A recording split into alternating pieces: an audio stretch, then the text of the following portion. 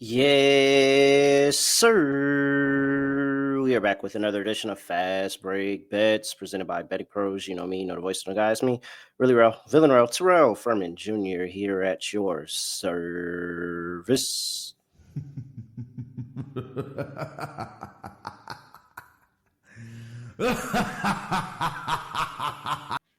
All right. The no recap folks should be really, really happy. No recap today. We're just getting on to straight. Here's the late afternoon things that I like in college basketball and an early afternoon game for Friday, just so you don't have to try to be rushing Friday, trying to listen to the pod and get an early afternoon bet in there. I'm going to drop that as well. So I'm not wasting time. If you thought this was the episode that I was just going to talk your head off, it is not. No way. We are in March. First thing on the board, you might have heard me talk about it on a number of shows. I just wanted to put it on the record here. I do like Gonzaga laying 6.5 here. I'm fading the SEC. I think that I've realized the trend of the conference that has all the teams that get in. When they get in, they normally underperform. It was the Big 12. Was it the Big 12 last year or the year before where they were leading and they felt like every single team in the conference should have got in, and they were very, very quick outs in the tournament. Big 10 before that, multiple times. This year is the SEC, and I think the SEC kind of takes a L because they played a gauntlet against each other, and now you're going up against contrasting styles, different teams, and you just ran that gauntlet of the SEC for the past number of months.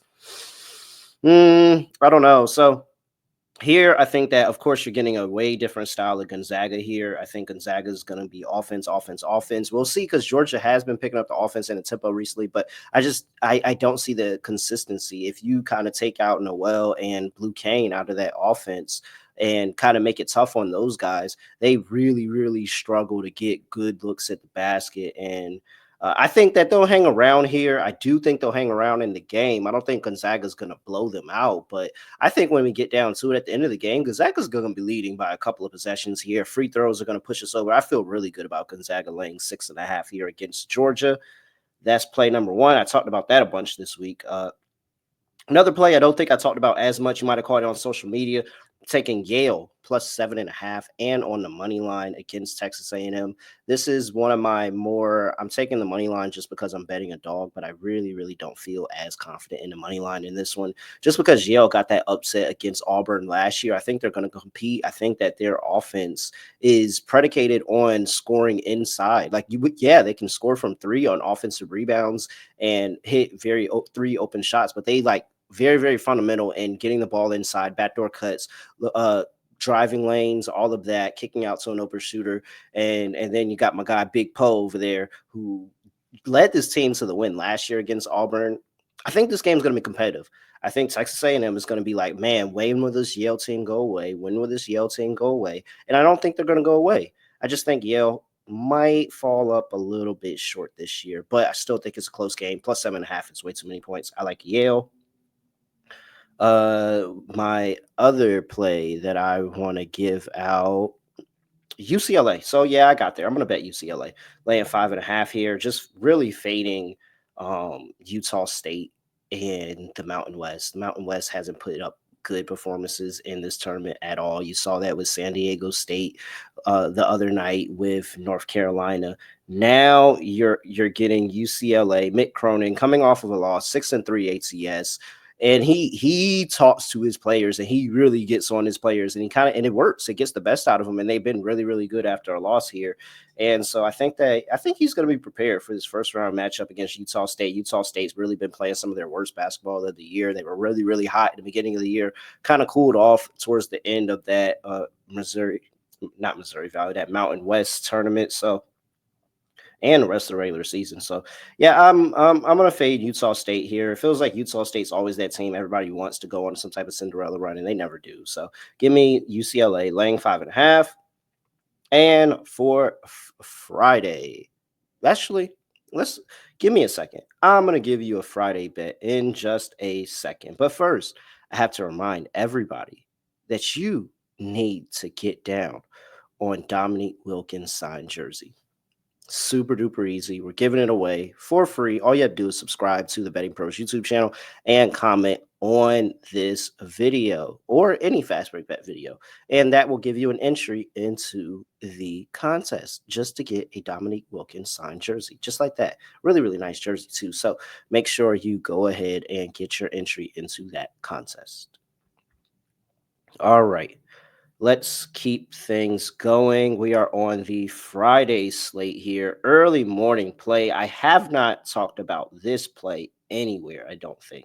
I'm pretty sure I mentioned all the other plays, whether it's on, another podcast on Betting Pros or our social media page, but I don't think I've mentioned this one at all. I'm going with Baylor.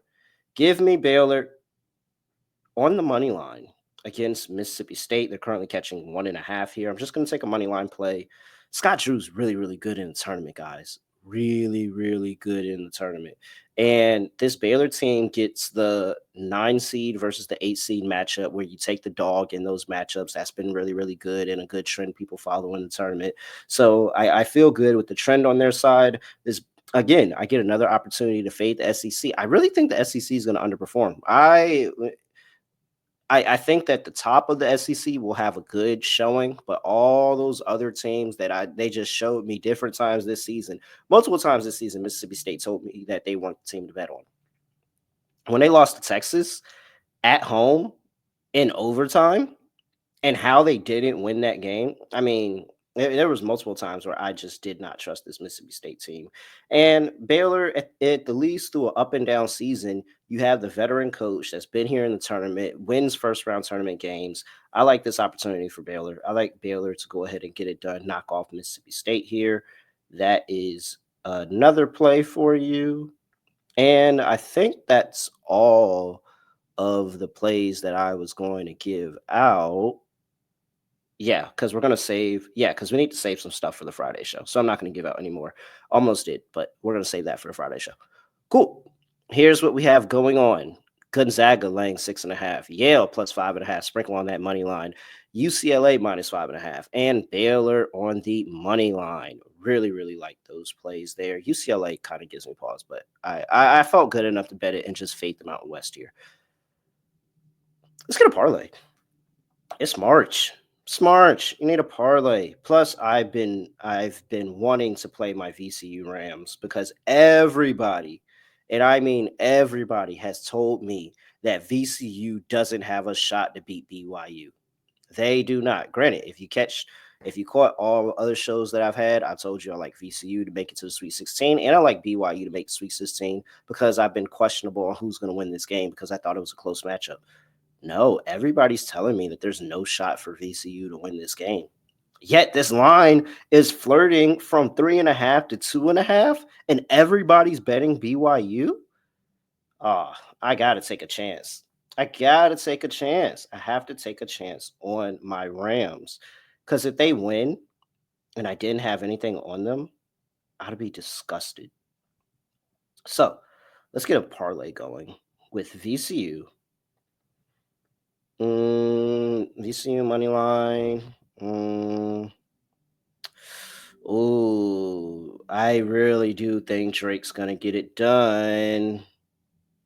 Let's go Drake money line. VCU money line, Drake money line. Should I just keep UC San Diego up there? Maybe. Think so.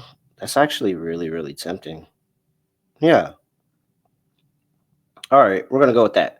That's the parlay. Little underdog parlay because we like the dogs in March. So give me VCU. Everybody.